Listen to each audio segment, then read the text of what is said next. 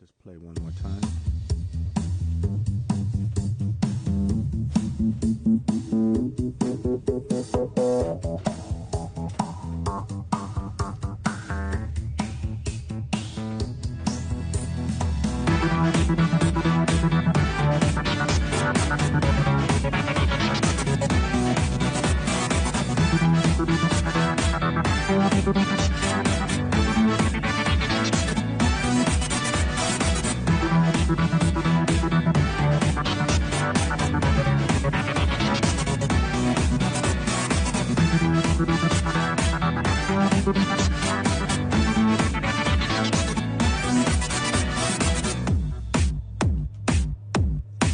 Good afternoon, good afternoon, good afternoon to everyone that's out there today.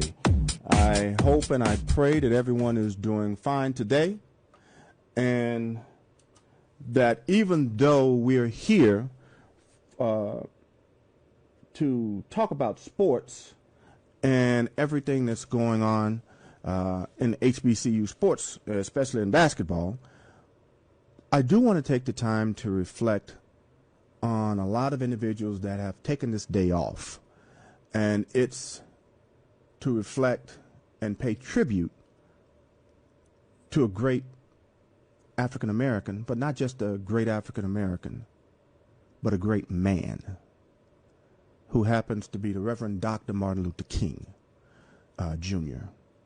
And his life, his legacy, and everything he did was initially dedicated to making sure that African Americans, or blacks at the time, were treated fairly and equal. But upon his death, he started speaking out and making sure every American and every person had equal rights and were treated equally. And because of that, I believe that was the cause of his demise. As long as he was speaking toward African Americans and the rights of blacks to receive equal treatment, he was okay. But once he started speaking out against the Vietnam War and against other things, then all of a sudden he became a target. I have with me now Mr. Eric Tabor. And good afternoon, Mr. Tabor.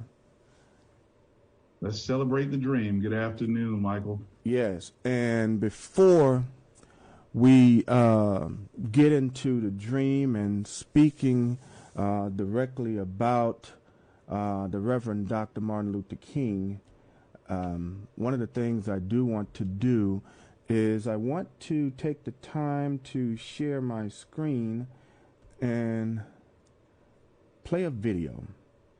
Hopefully it comes across properly and where everyone can see it and everyone can hear it. So let's play you.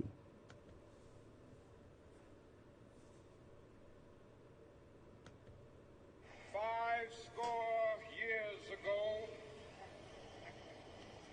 a great American in whose symbolic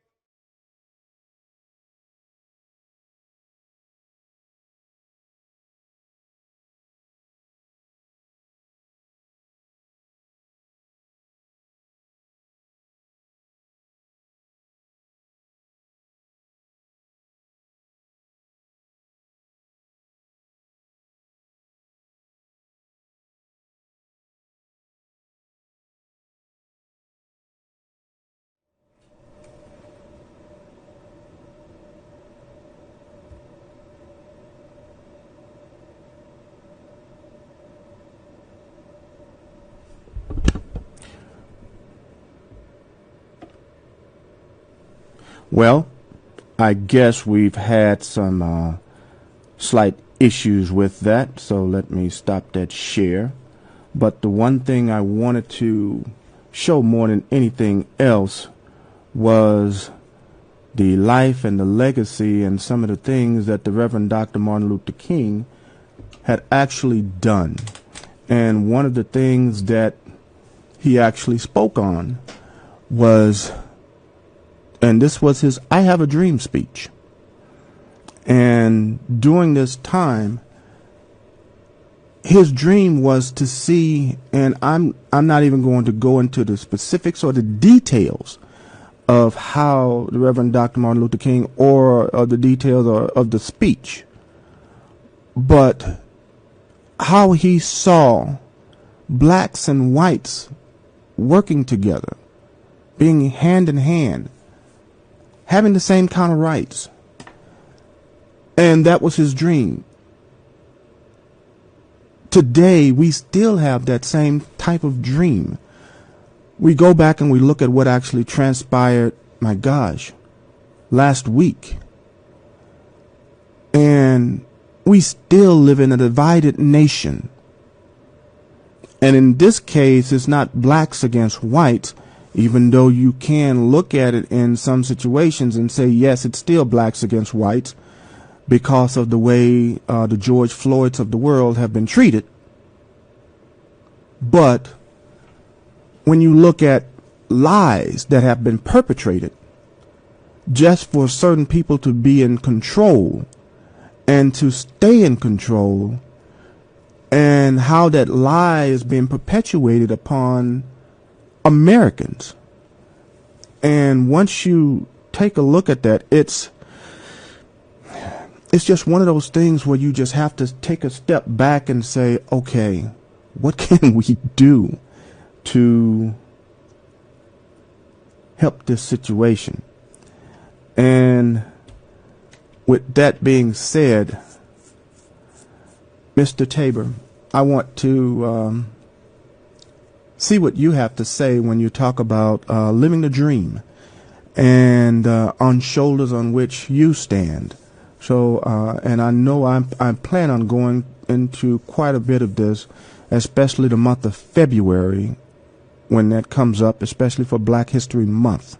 So the entire month of February, we will take a look at not only the Reverend Dr. Martin Luther King, but also others and how their lives impacted us. So, Mr. Tabor, could you give information on your dream and the Reverend Dr. Martin Luther King? Oh, I cannot. I just lost you in terms of your audio. All right, we talk about Yes. Dr. King and his legacy. And one of the things that we talk about in him being the great orator and the great leader that he was in the African American community was that he wanted change. And you know, he talked about he was the drum major for change. Mm-hmm. Now, change is still coming, but it's great to see that. But it was one of the things that we talk about, especially I'm here in Georgia. You know, this is the birthplace of Martin Luther King. And think about this. It took 20 years from his death to finally get recognized as a federal holiday. Yes. He died in 68, and the holiday was not enacted until 88, which I thought was, you know, kind of unreal. So one of the things that I learned, and I do even to this day, is, you know, you have a mentor, someone you look up to, especially in the African American community. It doesn't have to be, you know, a national figure. Some folks, you know, it was as simple for me as my pastor when I was coming up. He was one of the people that was heavily involved in the civil rights movement, and he recently passed about 2 years ago. Dr. Maurice Cherry, who is well known and well respected throughout the United States. You know, John Lewis, who was another one who just passed, you know, who I really revered and I really respected. And it, you know, they taught, you know, that you have to keep the fight going. Yes. And it, I hate to say, you know, Dr. King, and I put it to you again, he died in 68, but some 40 years later, can you believe we have the first ever African-American senator elected from the state of Georgia, the first ever Jewish senator elected from the state of Georgia. Who would have ever envisioned that 20 years ago, 30 years ago, 40 years ago, 50 years ago? Nobody had that vision. But congratulations to Raphael Warnock, who, by the way, is also the pastor at Ebenezer Baptist Church in Atlanta. That, for those of you who are not familiar, that is Dr. King's, his father's church, and he was a pastor there for many years. And so it's great to see something like that happen. And you see on those shoulders that Dr. King, he carried us. And we had people to pick us up and carry us even further. It might not have been the national leader that Dr. King was, but it's those local people that you look up to, that you are. And I try to be a mentor. I'm real big on mentoring to the young folks. And that's the one thing that we can do, is be a mentor to all these, to our young African-American males, especially. Here at Albany State, Antonio Leroy, I don't know, for those of you who don't know, since we're talking sports here. Yes. Antonio Leroy was the, in 1994 or 1995, I believe, he was the runner-up to the Harlan Hill Trophy, which is the Division II equivalent to the Heisman Trophy that you hear about. He played with the Tampa Bay Buccaneers, and he started, well, he didn't, but he picked up the mantle, and Dr. Cherry at Albany State, he founded the, what they call the Center for the Study of the African American Male. And that has been modified, so to speak, but the goal is still to mentor young males. And that's the one thing I really see that we have to continue to do, because in the African American community, it's always, you've always had that phrase, it takes a village. Yes. Even though Hillary Clinton is kind of coining that phrase, but it actually started because in the African American community, and I don't know how old you are, Michael, but where I came from, if I misbehaved, and my neighbor saw it, you got beat then. And then I was going to get another whipping when you got home. That's right. Yes, as a matter of fact, I'm 1 or 2 years older than you, and I hit my next birthday tomorrow. So and I have no shame in saying this, but I will be 56 on tomorrow. And so, yes, I remember those days. And I happen to have been a teacher's grandson. And that's right, which made it even worse, because in the African American community, there were four professions, as you can recall, that were considered the professions. And those professions happened to be, one was a teacher, yes, the other preacher, doctor, and then a lawyer.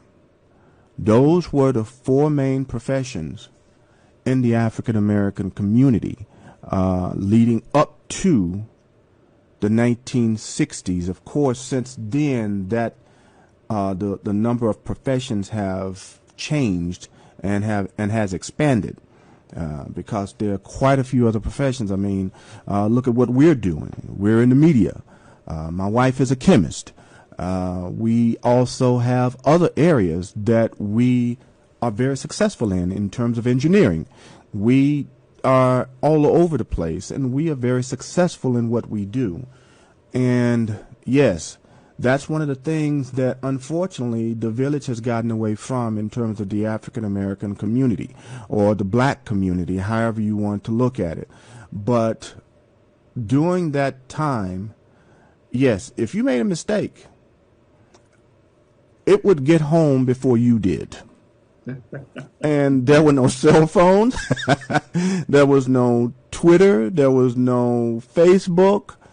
How it happened, I have no idea.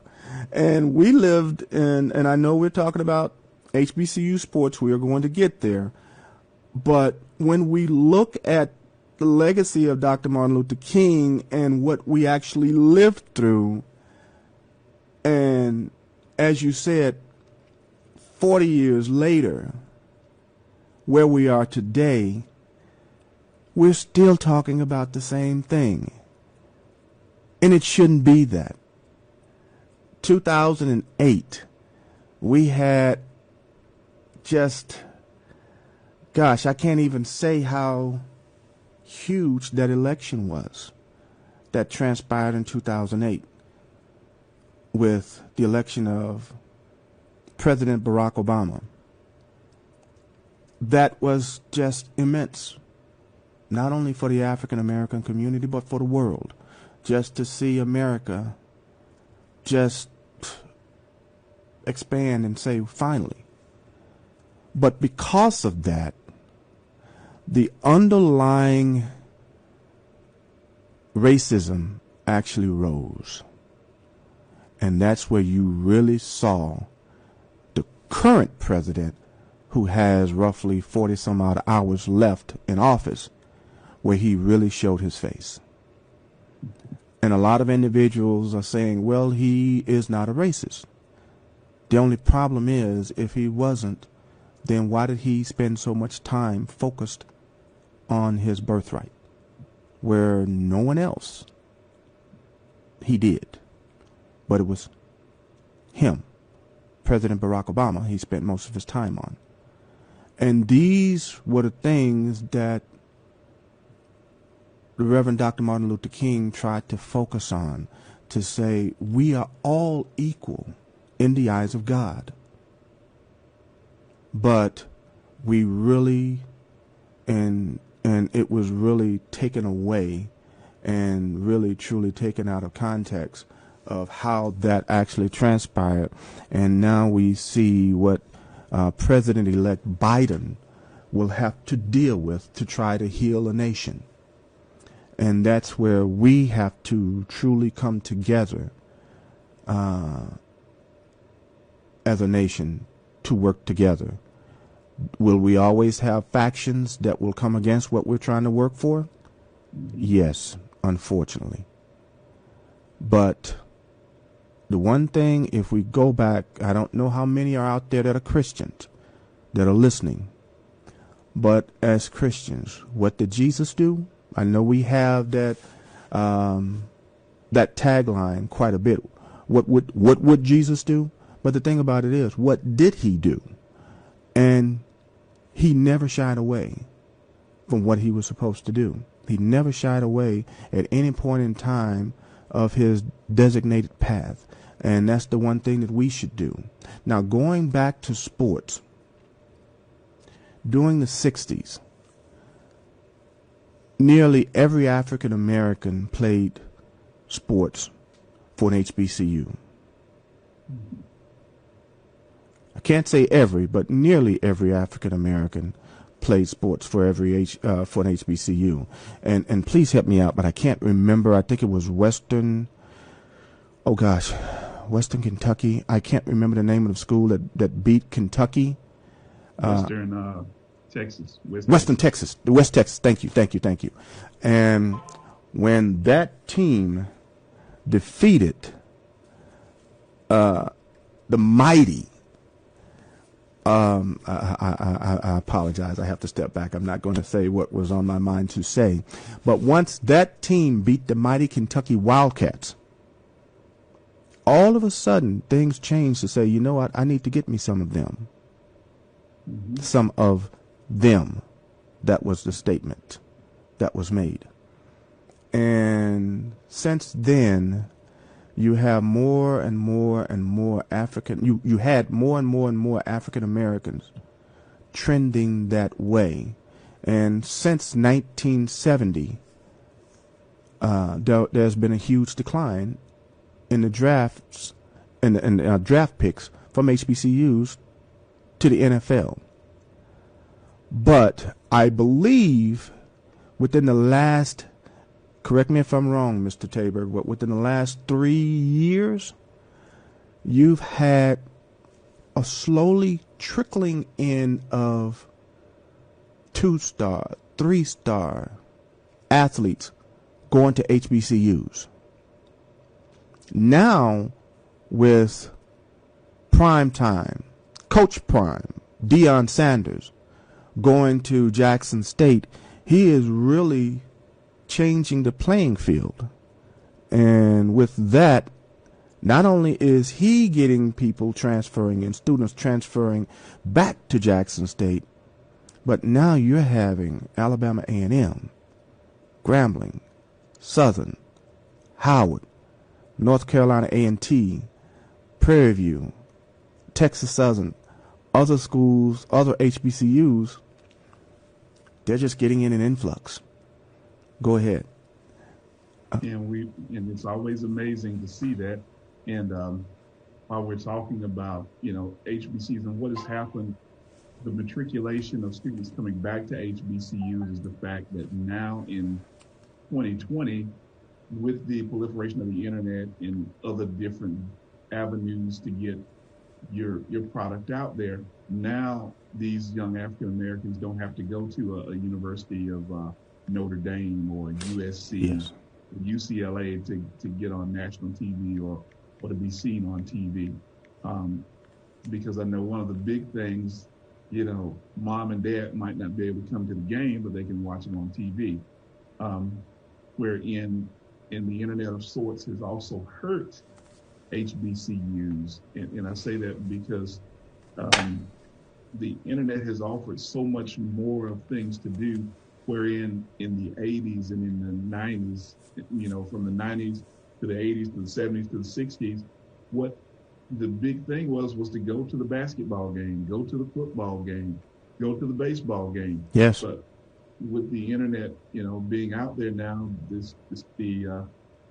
our young folks have choices, wherein years ago it was just all I could do was, let's go to the game, man, and it was a cultural event. It wasn't a game, it was an event. Yes. You got to see what Johnny was going to wear to the game. We had to, go and go to the football game to see what the band was going to do. Yes. Yes. And that's still, in retrospect, it's still there. Mm-hmm. Because HBCUs, and I'll say this because we in the African American community always the trendsetters. Yes. What the dance that we do now is the dance that everybody's going to do 6 months to a year from now. And then they take the credit for it. Yeah. The music that we play, when the bands perform, for example, LSU now is out there with playing, that song Nick, when it's been an HBCU band staple for literally 30 years. As a matter of fact, I played it at Jackson State when I marched with the Boom in 1983, 80. I can't remember when we first played it, whether it was 83, 84, 85. But yes, we played it, and it's been played since the 80s. And yeah, so yes, understand. And I might be wrong about that one, but I know there was one song that Jackson State still plays from that era, and if we don't play it, the fans let you know that why aren't you playing it? I'm sorry. Go ahead. And we talk about it for prime example now, because most bands from high school to college are now emulating what they like to watch on the movie Drumline. Yes. So here again, like I said, we are the trendsetter in that. But I want to give a shout out to Fox Sports, because today they're going to do a major rollout on Dr. Martin Luther King. And this is Fox Sports. They're going to talk a lot about Dr. King and his legacy and his dream. but they're going to sandwich it with a basketball game in between with Howard University playing Notre Dame in Howard's gym on the national stage.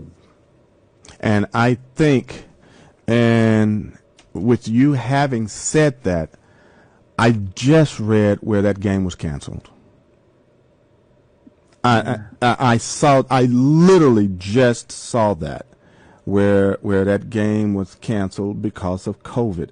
Hopefully I am wrong, but I remember that, but I did just see that, and now I've pushed it away and pull up something else.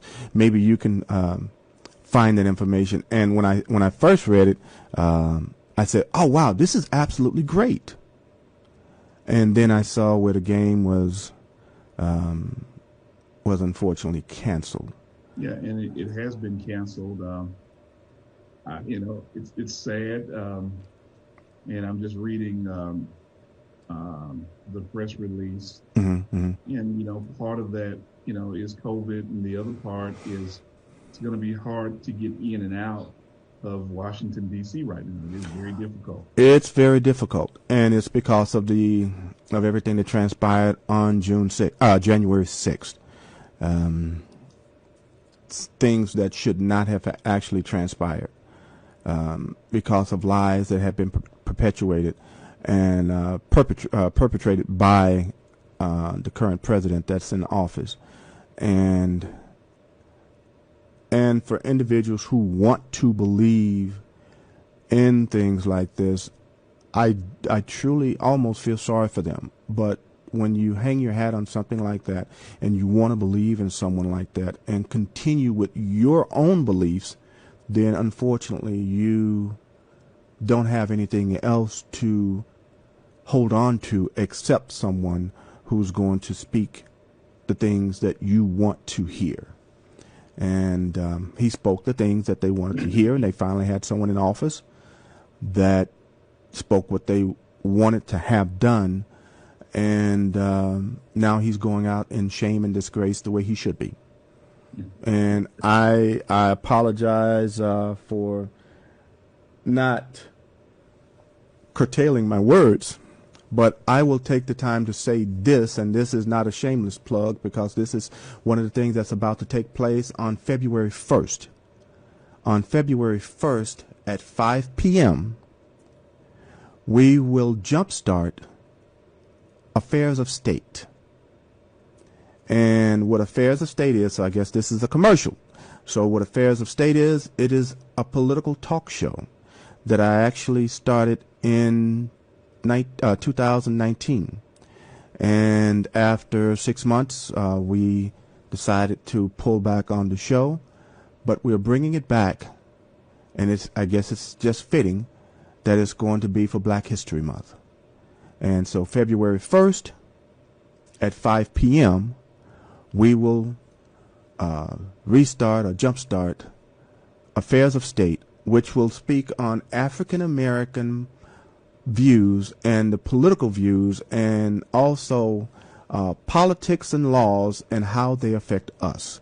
And we will have members of the Indiana Black Caucus that will be an integral part of each show, and they will talk about policies, procedures, and laws that will affect us here in Indiana. And I extend to you, Mr. Tabor, if you're in a position to bring on lawmakers from the state of Georgia, I would love to have them on the show where we can interview them to talk about how we have laws and procedures. Because, yes, not only does it affect us politically, but it also affects the sports world. And the reason why that's so important is it was said that when athletes started to speak up and speak out, and we know the influence that athletes have in this country, the athletes were told to shut up and just play ball. That's what they were told, because they knew the influence athletes would have. And they did shut up, and they started putting up, fortunately. because they shut up, but they got louder. And even though what I might be saying sound like an oxymoron, it's not, because they started to put stuff on their uniforms. They started to put statements on the back of their helmets while they were playing. So while they were playing, they were still speaking. And these are some of the things for us to continue to do. While we're at work, if we have a particular dress code, yes, maintain that. But never stop from being who you are. Because once you do, now you become complicit to everything that's going on. So since I've done that commercial for Affairs of State, let's take a look at some of the sports that we have going on. And as a matter of fact, we have until March before we talk about the SIAC in terms of sports, unfortunately. And that's one of the things that I'm actually looking forward to, is when we get into sports there, then we can really talk about some other thing that's going on and everything that's transpiring there. So let's take a look at some of the scores from this past week. Get this out of the way here.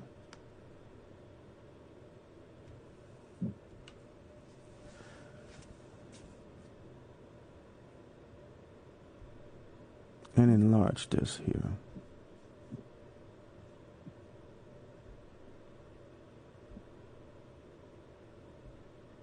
Okay. So for January 11th, what we actually had was Texas Southern losing to Prairie View. And that's been an ongoing battle for the top of the SWAC conference for the last couple of years between Prairie View and Texas Southern, even though we've had Southern University to come in there and kind of push themselves in the middle of it. But here on the January 11th game, we have Prairie View defeating Texas Southern in Prairie View. And we continue on with Xavier defeating Tougaloo by a score of 78-51. Talladega defeating Russ College by a score of 73-70. And Dillard defeating Philander Smith by a score of 81-72. On January 12th, we had Alabama State finally getting in the winners column, defeating Mississippi Valley. And Mississippi Valley is really having a tough time of it.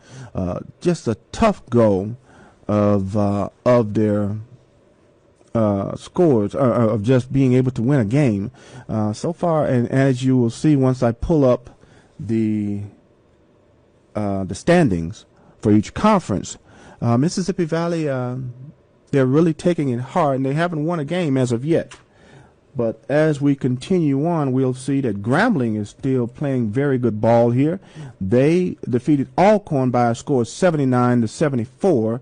Talladega is still winning in the conference of the GCAC. They defeated Edward Waters by a score of 80-69. Russ College lost in overtime to Xavier, the 23rd ranked team in NAIA, by a score of 79-74 in overtime. And Dillard defeated Tougaloo by a score of 80-69 as well. As we move forward, now we have on January 13th, Norfolk State defeated North Carolina Wesleyan by a score of 80-58. Xavier defeated Philander Smith by a score of 57-55. Russ College defeated Edward Waters 95-88. And Talladega defeated Tougaloo by a score of 93-76. Wow. Tell you what, Talladega is not playing around, are they? But they're the 17th ranked team. Now, go ahead. Say again. They don't play the flute. No. They got a nice band, so they don't just play the flute. That's right. That's right. And as a matter of fact, speaking of their band, the one thing that I've noticed more than anything else is that they really try to tailor their band after Jackson State and Southern. and a lot of people look at them and they're upset about it. But hey, they're the only non-football team that I know of in HBCU land that has a full-fledged band and no football team. But it works for them. So, and let's look at the games from January 14th. You have Dillard defeating Russ College by a score of 98-70. Edward Waters decided to turn the tables this time on Tougaloo, and they defeated Tougaloo by a score of 90-78. And Philander Smith lost to Talladega by a score of 74-58. Now, this happens to be, if you notice, a lot of these games are back-to-back-to-back. This happens to be the Talladega Roundup that they're playing in. And so that's why you have a lot of the GCAC schools playing back-to-back games. And on the 16th, you have Grambling defeating Texas Southern. So Grambling is really trying to take over controls, take the reins of the SWAC conference, and they defeated Texas Southern by a score of 78-72.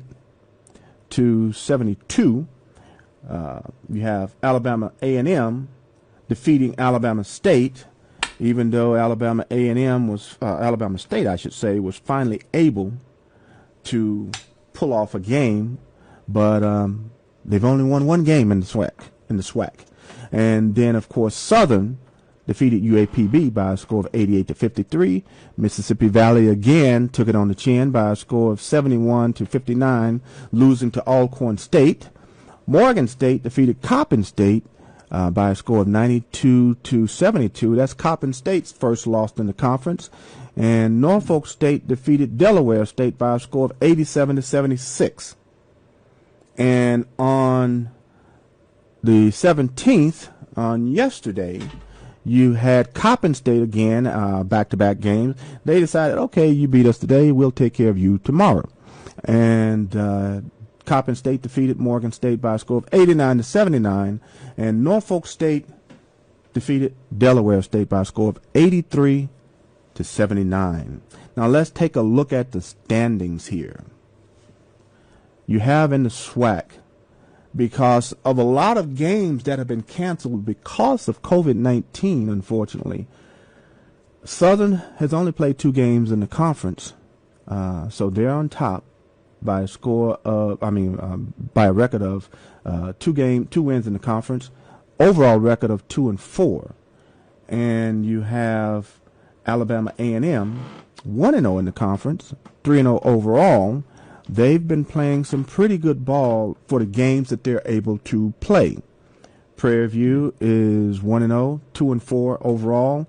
Jackson State, since that first game in conference play, they are yet to play. They've had 4 consecutive games canceled. So they're only 1-0 in the conference and 1-5 overall. But here's Grambling. They're 3-1 in the conference and 5-6 overall. So Grambling will more than likely be a team to have to deal with in the conference play, of course, with Prairie View and Southern University. And as we continue on, UAPB is 2-1, 3-9 overall. Alcorn State is 1-1, 1-6 overall, and that lone win by Alabama State, they are 1-4, and of course 1-4 overall. They with Alabama State, they only started play in conference play. They decided not to have any out of conference games at all. And of course, as we said earlier, Mississippi Valley is still defeated for the season. They are yet to win a game, and hopefully they will be able to turn it around sometime during the season and be able to find some success on the hardwood. But that's yet to be seen. And next we'll go to the MEAC Conference, and we take a look here in the Northern Division. We have Norfolk State, 3-1, 8-4 overall. Coppin State really found their way when conference play began. They're 3-1 in the conference, 4-9 overall. Howard University, they're yet to play a game in the conference, but they're 1-4 overall. Morgan State, they finally won their last 2 games, and which happened to be in the conference, and they're 2-2, and they're 6-4 overall. Whereas Delaware State is 0-4, 0-9 overall, and in the Northern Division you have North Carolina A&T 2-2, 5-9 overall. Florida A&M 1-0, 2-6. North Carolina Central haven't played a game yet, 1-3, and South Carolina State 0-3 and 0-13. As a matter of fact, since last week, the Southern Division has not played any additional games. Those games have been canceled as well due to COVID-19.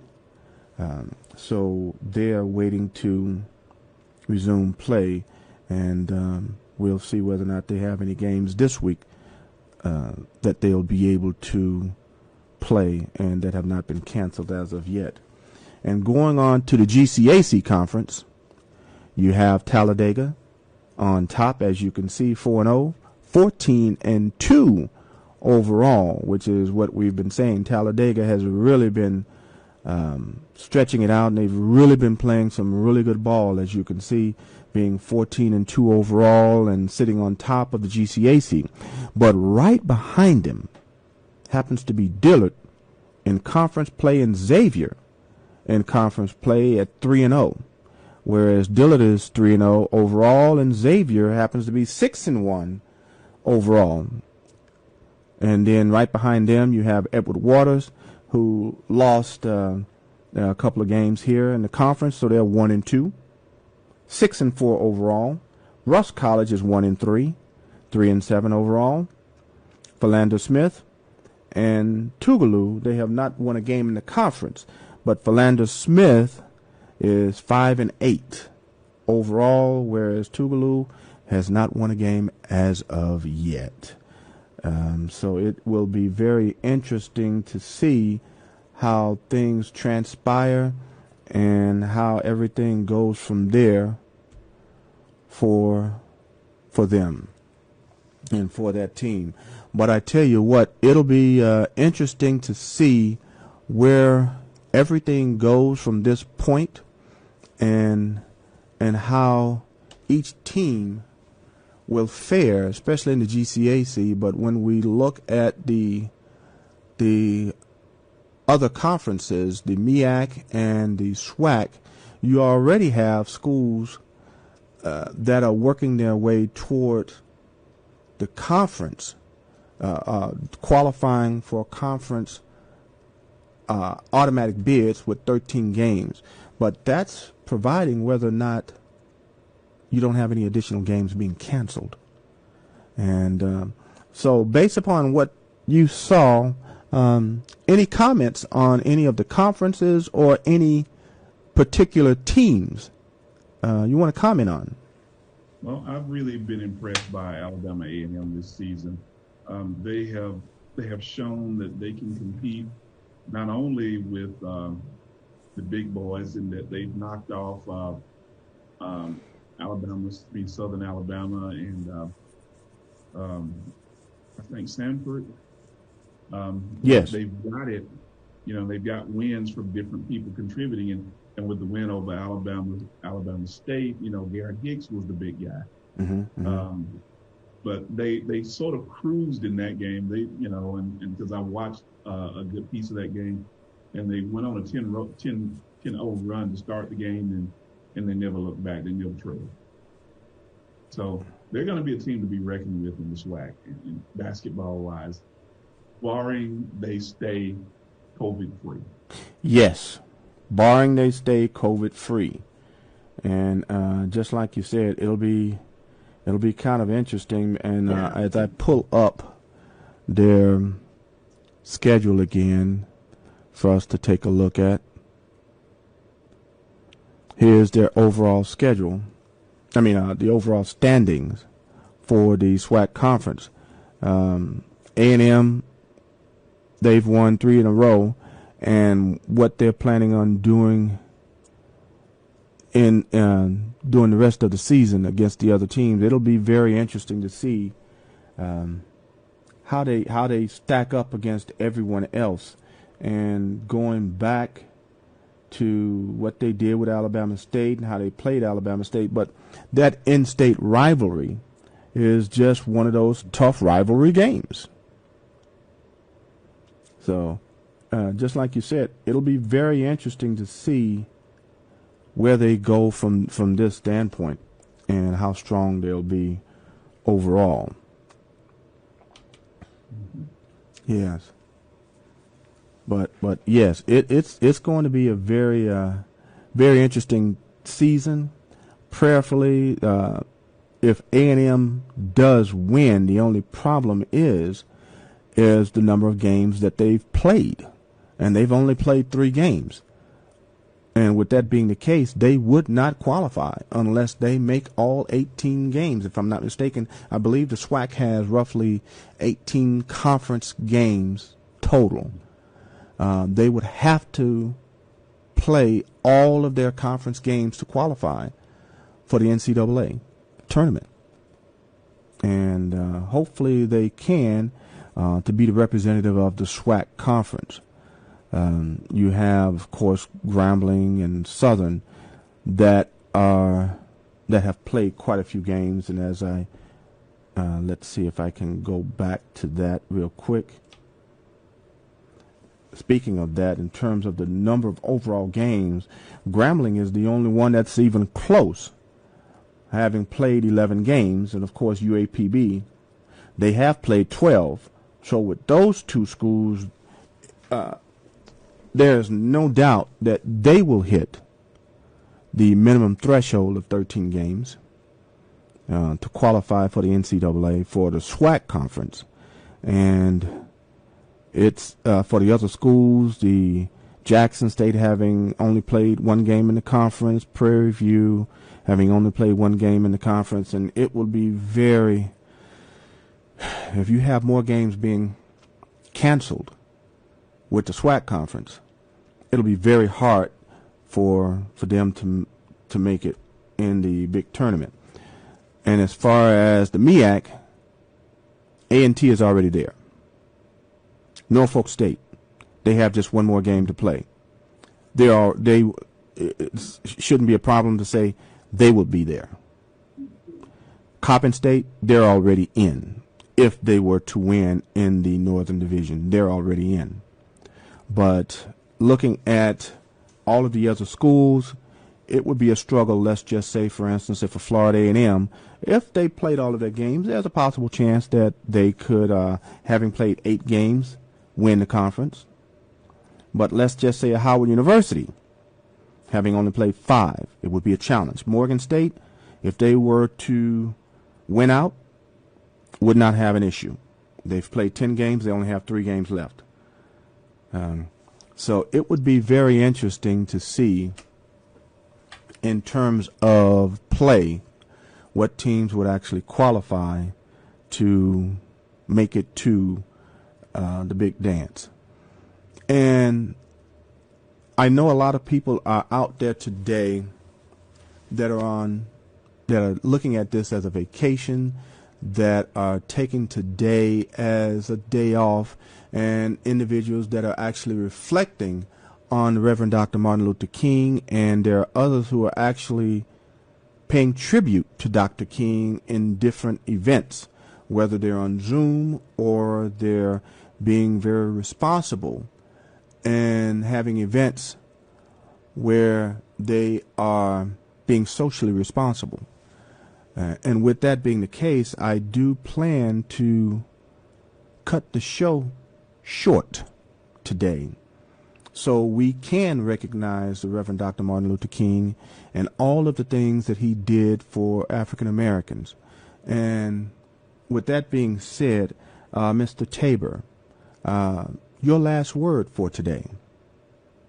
My last words, I'm going to use, I'm going to quote the lyrics from the song King Holiday by the King Dream Chorus and the Holiday Crew. Okay. It was a song written in, I think it was 19 96 or 98. But it was in definite reference to the King holiday. But the lyric that really stood out to me was, they said, he had a dream. Now it's up to you. See it through to make it come true. Now do it. So I'm going to close with that. Now do it. And you know what? What else can you say in regards to that? Because what did Dr. Martin Luther King do? He did it. He went out there and he fought. And he fought to the very end. Someone had to take his life for him to be quiet. And guess what? Even in death, he was murdered. He was killed. 1968.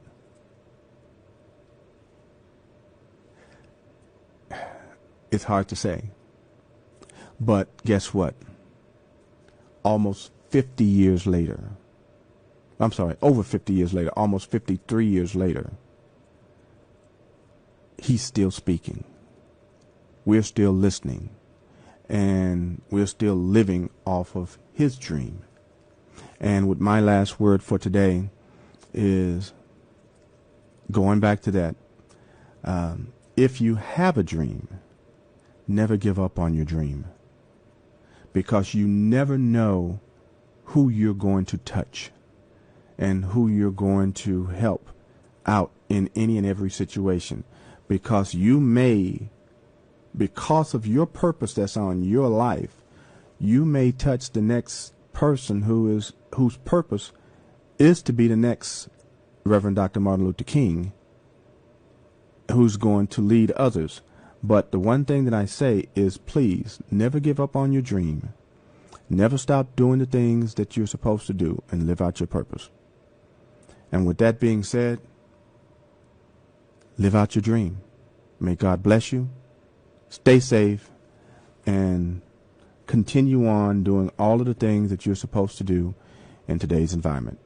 God bless.